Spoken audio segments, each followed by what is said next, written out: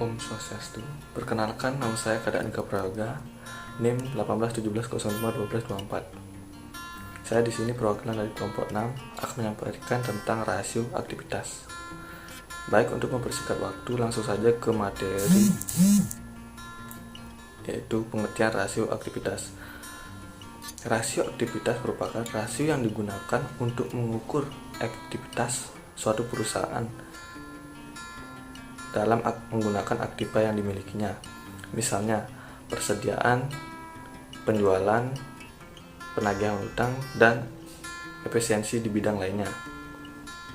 Penggunaan rasio aktivitas ini adalah dengan cara membandingkan antara tingkat penjualan dengan investasi dalam aktiva untuk satu periode.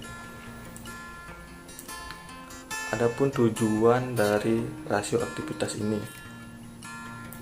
Tujuan dari rasio aktivitas ini ada 6, di mana tujuan yang pertama yaitu untuk mengukur berapa lama penagihan piutang selama satu periode atau berapa kali dana yang ditanamkan dalam piutang diputar dalam satu periode. Yang kedua yaitu untuk menghitung hari rata-rata penagihan hutang, di mana hasil perhitungan ini menunjukkan jumlah hasil piutang tersebut yang tidak dapat ditagih. Yang ketiga yaitu untuk menghitung berapa hari rata-rata kesediaan yang tersimpan dalam gudang.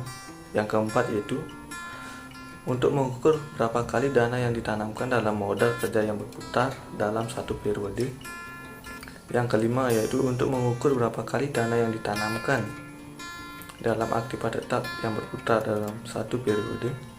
Dan yang terakhir yaitu untuk mengukur penggunaan semua aktiva perusahaan dibandingkan dengan penjualan dalam satu periode. Baik, tujuan dari manfaat dari rasio aktivitas yaitu ada 6. Adapun yang pertama, manfaatnya yaitu perusahaan dapat mengetahui berapa lama piutang yang mampu ditagih dalam satu periode. Yang kedua yaitu manajemen dapat mengetahui jumlah hari dalam rata-rata yang dapat diketahui hari piutang tersebut rata-rata tidak ditagih. Yang ketiga yaitu manajemen dapat mengetahui hari rata-rata kesediaan tersimpan dalam gudang. Kemudian perusahaan dapat pula membandingkan hasil ini dengan perusahaan lain untuk pengukuran rasio beberapa periode yang lalu. Yang keempat yaitu manajemen dapat mengetahui berapa kali dana yang ditanamkan dalam modal kerja yang berputar dalam satu periode. Yang kelima yaitu manajemen dapat mengetahui berapa kali dana yang ditanamkan dalam aktiva yang berputar dalam satu periode. Dan yang terakhir yaitu manajemen dapat mengetahui penggunaan semua aktiva perusahaan dibandingkan dengan penjualan dalam satu periode. Baik, sekian dari pemaparan materi dari saya. Baik, Om Swastiastu. Di sini saya akan menjelaskan mengenai perputaran piutang dan perputaran sediaan. Yang pertama, perputaran piutang. Perputaran piutang merupakan rasio yang digunakan untuk mengukur berapa lama penagihan piutang selama satu periode atau berapa kali dana yang ditanam dalam piutang ini berputar dalam satu periode. Rasio perputaran piutang ini memberikan pemahaman tentang kualitas piutang dan kesuksesan penagihan piutang. Rasio perputaran piutang dilakukan dengan cara membandingkan antara penjualan kredit dengan rata-rata piutang. Berikut rumus untuk mencari rasio perputaran piutang yaitu receivable turnover sama dengan penjualan kredit per rata-rata piutang, atau receivable turnover sama dengan penjualan kredit per piutang. Bagi bank yang akan memberikan kredit perlu juga menghitung hari rata-rata penagihan piutang atau days of receivable. Hasil perhitungan ini menunjukkan jumlah hari piutang tersebut rata-rata tidak dapat ditagih, dan rasio ini juga sering disebut days sales uncollected. Untuk menghitung hari rata-rata penagihan piutang, days of resible dapat digunakan rumus sebagai berikut, yaitu dash of resible sama dengan piutang rata-rata dikali 30 per penjualan kredit, atau dash of resible sama dengan jumlah hari dalam 1 tahun per perputaran piutang. Menurut Jeffrey Weston dalam Kashmir 2013 menyebutkan rata-rata jangka waktu penagihan adalah ukuran perputaran piutang yang dihitung dalam 2 tahapan sebagai berikut, yaitu yang pertama penjualan per hari. Penjualan per hari sama dengan penjualan per 360. Yang kedua, hari lamanya penjualan terakhir dalam bentuk piutang, yaitu rata jangka waktu penagihan sama dengan piutang per penjualan per hari. Yang kedua ada perputaran persediaan. Perputaran persediaan merupakan rasio yang digunakan untuk mengukur berapa kali dana yang ditanam dalam sediaan atau inventory. Ini berputaran dalam satu periode. Cara menghitung rasio perputaran sediaan dilakukan dengan dua cara, yaitu yang pertama membandingkan antara harga pokok barang yang dijual dengan nilai sediaan. Yang kedua membandingkan antara penjualan nilai sediaan. Apabila rasio yang diperoleh tinggi, hal ini menunjukkan perusahaan bekerja secara efisien dan liquid persediaan semakin baik. Demikian pula apabila perputaran sediaan rendah, berarti perusahaan bekerja secara tidak efisien atau tidak produktif, dan banyak barang sediaan yang menumpuk. Hal ini akan mengakibatkan investasi dalam tingkat pengembalian yang rendah. Rumusan untuk mencari rasio perputaran sediaan dapat digunakan dengan dua cara sebagai berikut. Yang pertama itu menurut James C. Van Horne, inventory turnover sama dengan harga pokok barang yang dijual per persediaan. Yang kedua ada menurut Jeffrey Weston, yaitu inventory turnover sama dengan penjualan sediaan. Sekian presentasi dari saya, akan dilanjutkan oleh rekan saya.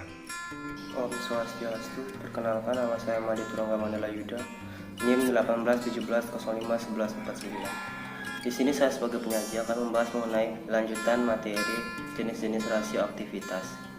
Yang ketiga adalah perputaran modal kerja atau working capital turnover. Perputaran modal kerja merupakan salah satu rasio untuk mengukur atau menilai keefektifan modal kerja perusahaan selama periode tertentu. Artinya, seberapa banyak modal kerja berputar selama suatu periode atau dalam suatu periode. Untuk mengukur rasio ini, kita membandingkan antara penjualan dengan modal kerja atau dengan modal kerja rata-rata. Dari hasil penilaian, apabila perputaran modal kerja yang rendah, dapat diartikan perusahaan sedang kelebihan modal kerja. Hal ini mungkin disebabkan karena rendahnya perputaran persediaan atau piutang atau saldo kas yang terlalu besar. Demikian pula sebaliknya, jika perputaran modal kerja tinggi, mungkin disebabkan tingginya perputaran persediaan atau perputaran piutang atau saldo kas yang terlalu kecil. Rumus yang digunakan untuk mencari perputaran modal kerja adalah sebagai berikut. Yang pertama, perputaran modal kerja sama dengan penjualan bersih per modal kerja rata-rata, atau perputaran modal kerja sama dengan penjualan bersih per modal kerja. Yang keempat adalah fixed asset turnover. Fixed asset turnover merupakan rasio yang digunakan untuk mengukur berapa kali dana yang ditanamkan dalam aktiva tetap berputar dalam satu periode. Untuk mencari rasio ini, caranya adalah membandingkan antara penjualan bersih dengan aktiva tetap dalam suatu periode. Rumus untuk mencari fixed asset turnover adalah sebagai berikut. Fixed asset turnover sama dengan penjualan per total aktiva tetap. Yang kelima adalah total asset turnover. Total asset turnover merupakan rasio yang digunakan untuk mengukur perputaran semua aktiva yang dimiliki perusahaan dan mengukur berapa jumlah penjualan yang diperoleh tiap rupiah aktiva. Rumus untuk mencari total asset turnover adalah sebagai berikut. Total asset turnover sama dengan penjualan per total aktiva. Sekian dari saya, terima kasih. Baik, perkenalkan saya Nyoman Tri Rizky Rimbawa, NIM 1099, akan melanjutkan presentasi dari rekan saya, yaitu saya akan mempresentasikan mengenai hasil perhitungan dari rasio yang sudah rekan-rekan saya paparkan tadi. Nah, yang pertama itu receivable turnover atau perputaran piutang. Pada tahun 2005 ke tahun 2006 itu dapat dibilang meningkat, yaitu dari 12 menjadi 15,5. Itu meningkat sebanyak 3,5. Ini berarti semakin baik karena modal kerja yang tertanam semakin kecil. Sementara itu rata-rata industri sebesar 15 kali, yang berarti peningkatannya terjadi melebihi rata-rata industri. Nah, selanjutnya ada rasio days of receivable, juga baik untuk tahun 2005 selama 34 hari, dan tahun 2006 selama 25 hari karena kurang dari 60 hari. Artinya perusahaan ini mampu melakukan penagihan secara cepat atau tepat waktu. Namun sebagai pembanding perlu terlebih dulu dilihat syarat-syarat kredit yang diberikan, apakah 2/10 net 30 atau 2/10 net 60. Nah, jika syarat yang pertama yang berlaku pada tahun 2005 kelebihan atau melebihi tanggal jatuh tempo 1 hari. Namun apabila syarat yang kedua yang berlaku, hari rata-rata penagihan piutang dapat dikatakan cukup baik. Selanjutnya ada rasio inventory turnover.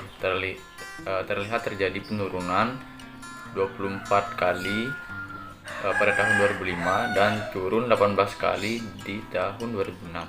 Nah, sementara itu rata-rata industri untuk inventory turnover adalah 20 kali. Maka perusahaan dikatakan menurun pada tahun 2006 karena di bawah rata-rata industri. Nah, untuk selanjutnya itu days of inventory bisa dikatakan baik pada tahun 2005 bisa terjadi selama 15 hari. Namun pada tahun 2006 itu melebihi 1 hari dari standar industri yang sebanyak 20 hari. Hal ini dapat dikatakan perusahaan mengalami keterlambatan yang tidak signifikan terhadap persediaan. Terima kasih. Om Swastiastu. Perkenalkan, nama saya Sangaya Puturisma Marteka Putri, NIM 1272.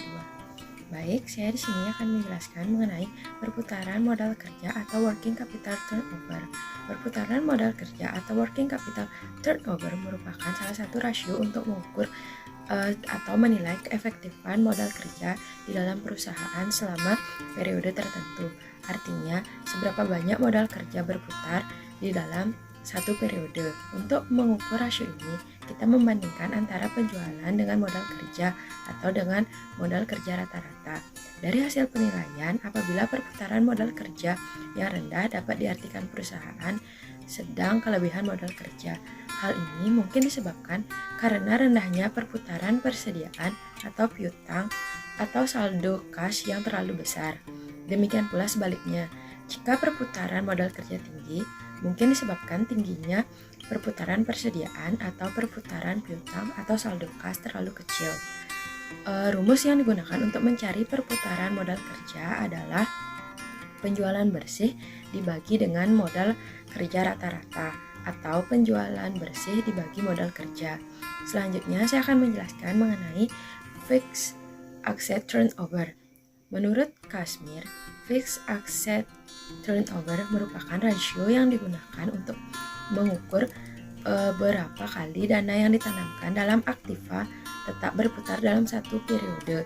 Dengan kata lain, untuk mengukur apakah perusahaan sudah menggunakan kapasitas aktiva tetap sepenuhnya atau belum. Untuk mencari rasio ini, caranya adalah dengan membandingkan antara penjualan bersih dengan aktiva tetap dalam suatu periode. Rumus untuk mencari fixed asset turnover ini adalah dengan membagi penjualan dengan total aktiva tetap. Yang terakhir, saya akan menjelaskan mengenai total asset turnover. Total asset turnover merupakan rasio yang digunakan untuk mengukur pertukaran semua aktiva yang dimiliki oleh perusahaan dan mengukur berapa jumlah penjualan yang diperoleh dari tiap rupiah aktiva. Rumus yang digunakan untuk mencari total asset turnover adalah penjualan dibagi dengan total aktiva tetap. Baik, sekian presentasi dari saya. Saya akhiri dengan paramu Santi. Om Santi Santi Santi Om.